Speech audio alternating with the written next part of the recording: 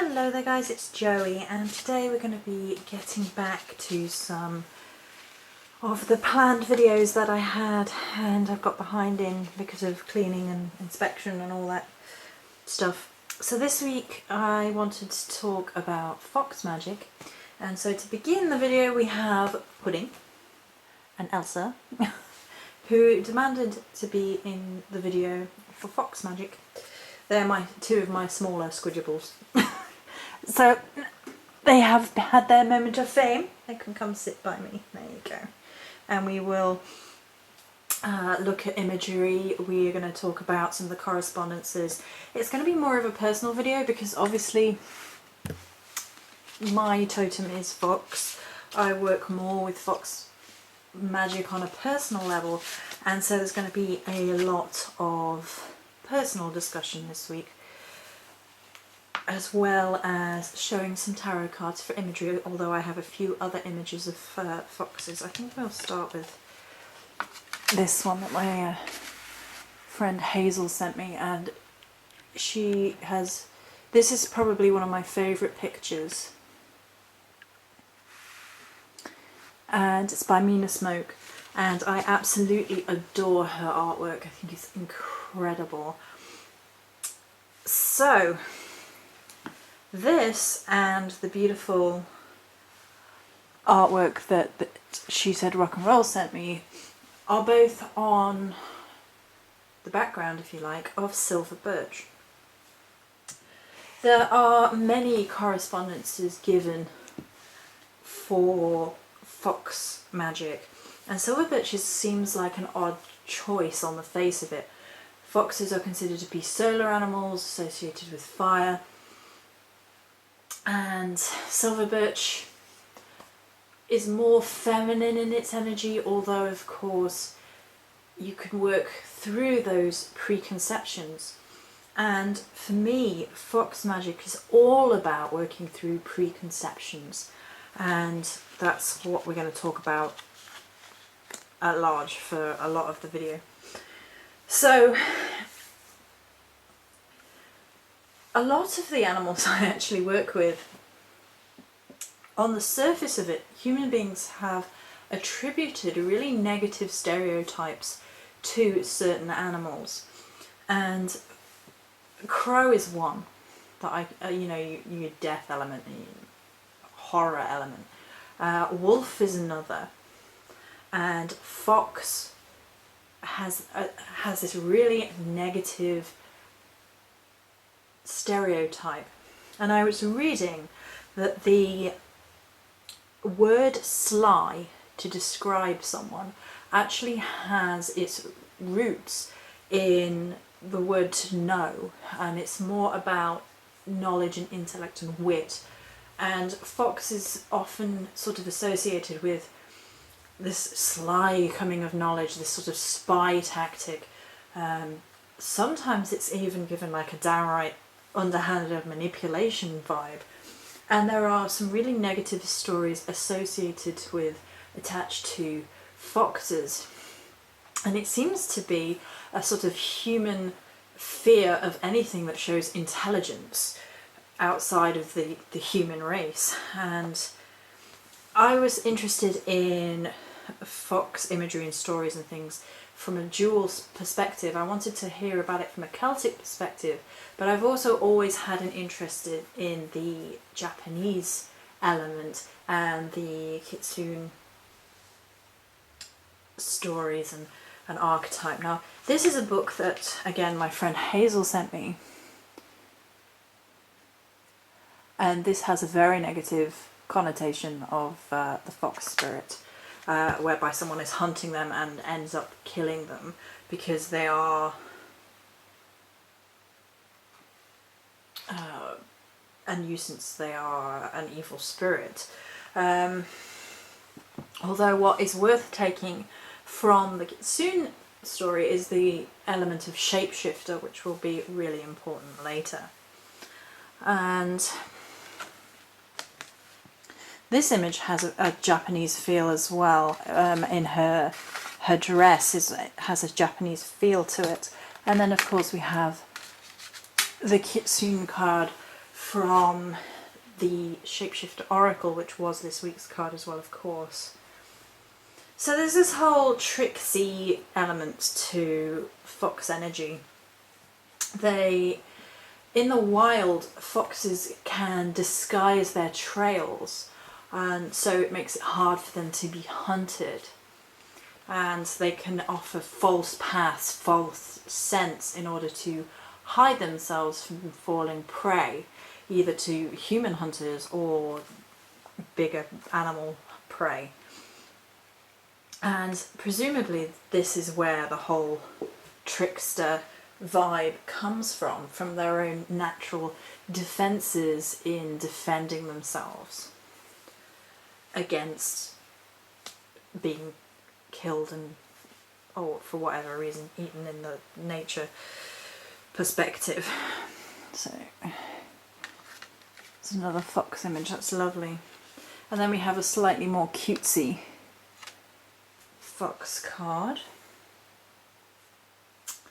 So the array of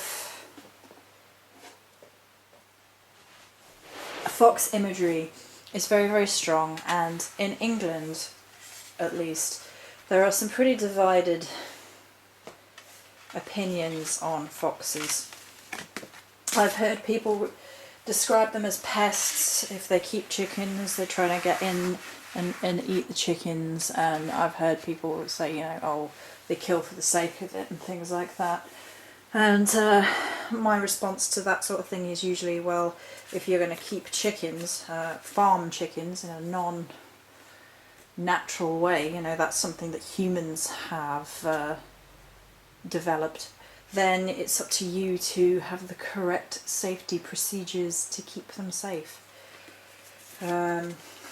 Animals are going to hunt, that's what they do naturally, and to, I don't know, I grew up having real strong feelings against things like fox hunting. I find it deplorable, and I'm not interested in discussing that at length at all. I just find it deplorable, and right now the Tories are trying to get it back in, and hopefully popular opinion will be against this move.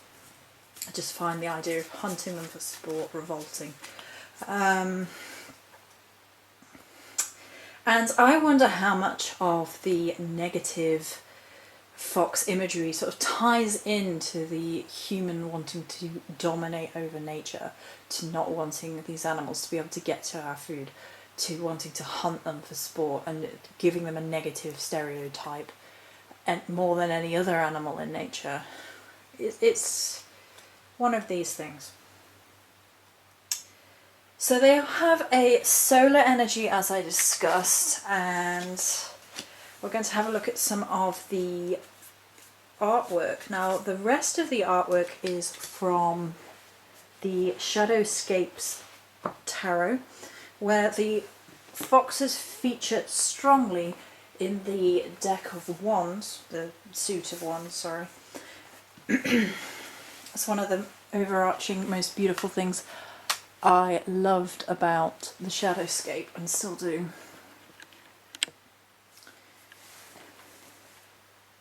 I love Stephanie Pumanlaw's artwork. She's a beautiful artist, and she does in fact have some kitsune imagery on her page, on her website.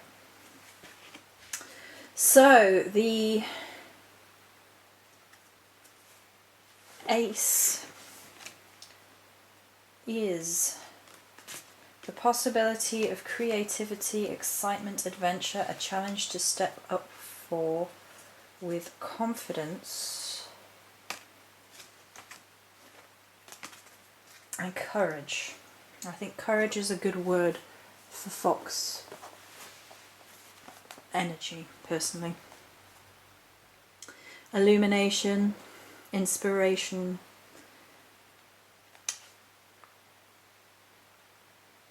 once lit, a fire is unpredictable and difficult to control. Uncontrolled energy can flare into a raging wildfire. Seize this wild opportunity and glory in the blaze. They are beings of fire, and the guardians for the wands are foxes, cats and lions. They flash with a spark of intellect and wit, with fleet bodies that dart through the world, and the burning flame of fierce and strong spirit. And I think this card, perhaps more than any of the others, encapsulates the energy of fox magic. Courage, determination, that sort of glorious energy, almost akin to cat energy, even though foxes are related to dogs. And they have an intellectual energy, a creative energy, and a wit and a spark. And I guess that goes hand in hand with this sort of negative connotation of a trickster. In a lot of the Japanese imagery, there's a sort of testing to know whether you can figure out who the kitsune is and whether it's in a positive or negative fashion depending on the story. It sort of becomes part of the hero or heroine's overarching theme of whether or not they can figure it out and if they earn the respect of the kitsune fox spirit. And the fox spirit's often testing us, trying us. They can often lead us down the wrong path to see whether or not we are smart enough to open our eyes, to think for ourselves and not be led by the nose. There's this strength of spirit, for sure, and it's quite frequently a measure of your heart and your head. I think that has a strong work through with fox energy, that it tests your ability to feel the truth in your heart and overcome things you're afraid of, your courage, and that's about the balance between your heart and your head. And then, your intellectual capacity for realising what's going on, being able to balance your heart and your head in the other direction to make sure that your head is strong enough as well as your heart.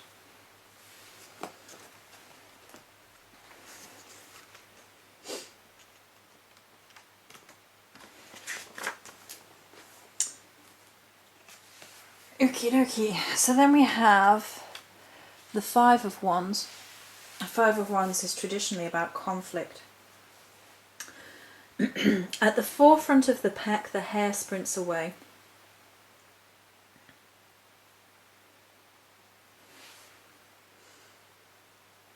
Okay, what's this say? It darts past rocks and trees, slips under branches. Its paws flash across the ground. The red living pulse of blood that the pursuers scent. It drives them to a frenzy as they race after that elusive and pale streak. They race against each other. Through the battle of fiery brindled fur, they do all they can to obstruct him.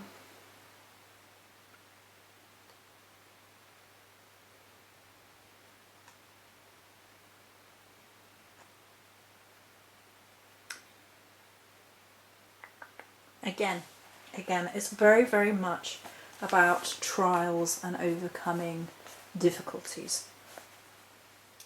And this card is perhaps more about the physical overcoming and, again, the pursuit. Something that cannot be disassociated in my mind from foxes is the idea of the hunt, the challenge, the path. It's part and parcel of why I find the idea of humans hunting them in such a fashion disgraceful, because I think that the hunt, the wild hunt, particularly in Fey imagery, is something very much I would associate with fox imagery. There is also a Japanese, I forgot what it's called, there's imagery and things about fox spirits and other spirits sort of all going on this sort of long march and hunt, and it's very ghost-like, and I've completely forgotten what it is. They all carry lanterns and things. Anyway, that's my brain, because I wanted to do this a week ago and time got away from me. So I find the idea of this sort of unfair fight of humans and many, many humans and many, many dogs hunting down one fox sort of despicable, because in nature there's that sort of hunt and is present, is part of the fox energy, them being hunted and them hunting within nature in the natural sense is part of the energy of fox magic, of how the foxes survive. They have these false trails in order to help them survive. They have adapted with their intellect, and they are intelligent creatures to,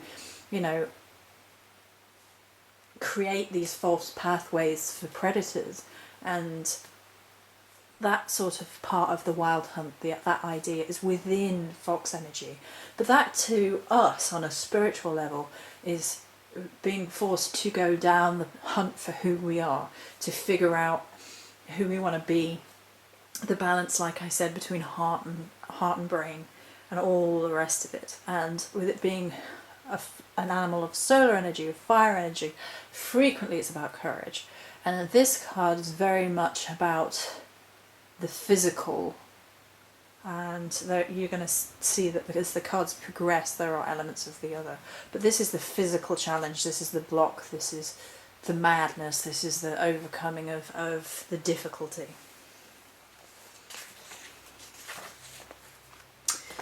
The Seven of Wands presents something which I love.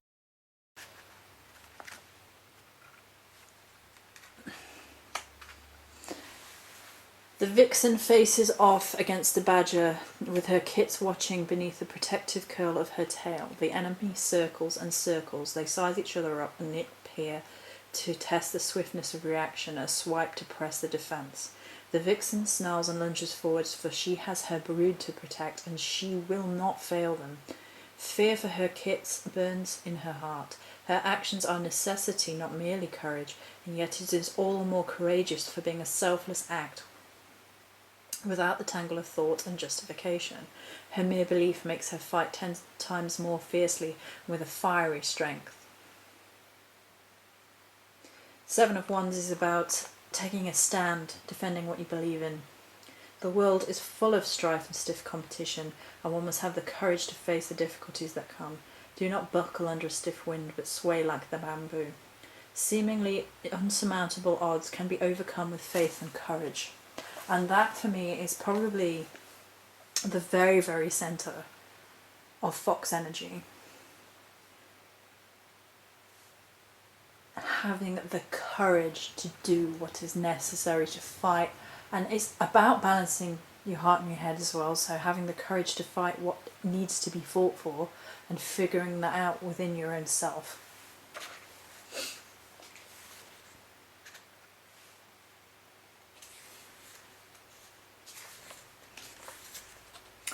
The Page of Wands, I picked all of these on instinct, by the way, and we're going to talk about that in a sec. The Page of Wands for me is about the creativity side of things. Foxes are very much tied to the creativity, this being a sort of instrument, if you like, of the wit and the intellect that foxes bring with them. Music is the universal language of mankind. Henry Wadsworth Longfellow. Creative, passionate, witty, charismatic, outspoken with philosophy. Her mind is direct and forthright when she has an opinion. She may be a teacher. Fiery spark of initiative,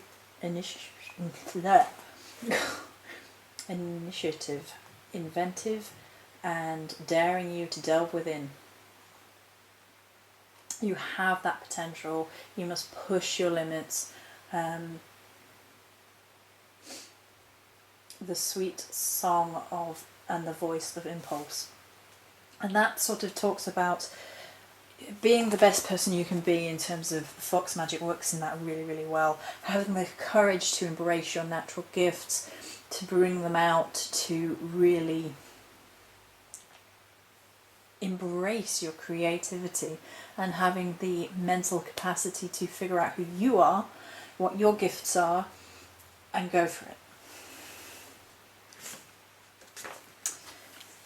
The Knight of Wands combines this sort of lion image with the foxes at his feet.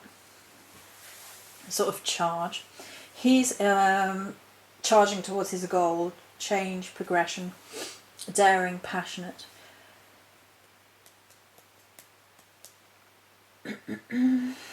His fox attendants flash through the woods as they dart in a flaming entourage through the trees, and guiding through the wood. In Celtic mythos, there was some interesting Celtic mythology. I found some stories about the goddess Brigid and foxes, but I couldn't find a definitive source. It was like online, these stories, but I couldn't find a definitive source. Whether or not they're based in myth, I'm not sure, so I'm not going to go over them in case they're not, because I couldn't find this definitive source. But there was this energy twice over of them being shapeshifters, and that's found in the Japanese as well.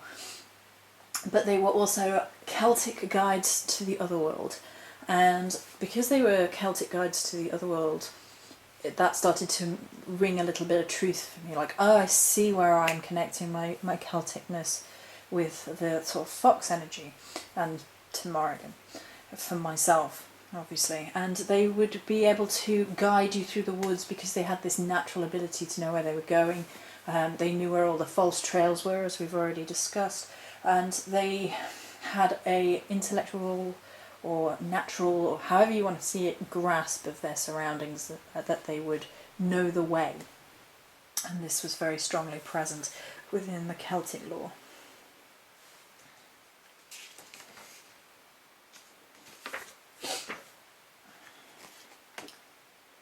The Queen of Wands is very important to me. The Queen of Wands is the card that I identify as me within my tarot readings.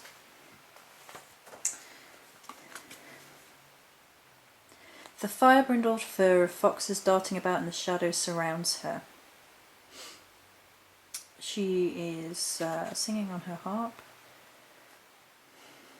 Dun, dun, dun, dun, dun, dun. She glows in the midday light, her presence like a white hot flame that radiates with the warmth of her spirit. The Queen of Wands' fingers dance across the strings, and she embraces the tree that is once her audience of dryads, her instrument and her living wand.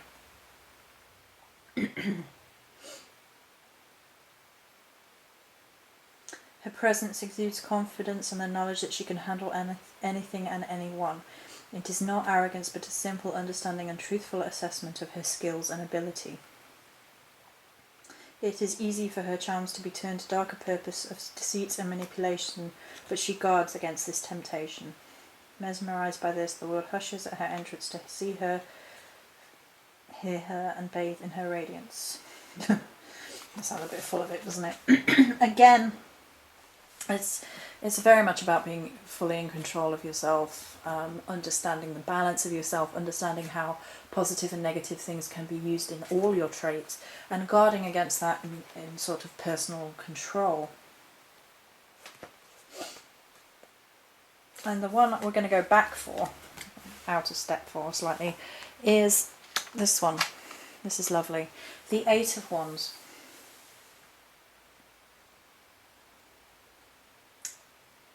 She's blowing dandelion heads in forms of wishing. Growth, new growth, the seeds spinning away on the wild winds. A long journey towards a goal, a great undertaking, and speed towards hope and momentum. And this is something which I think Fox Energy embraces as well, to be a companion on your journeys. We have touched on that, of course, with the pathways and the Celtic understanding of Fox Energy, but to stand by those who journey, who wander, who go from place to place. And foxes have this really strong energy of not only having that courage and helping you to have that courage in the face of all odds, no matter what you see, no matter what you face, but to help you along that journey, to help you from where you start to where you finish, personal discovery, the fire, the spark, the illumination of who you are.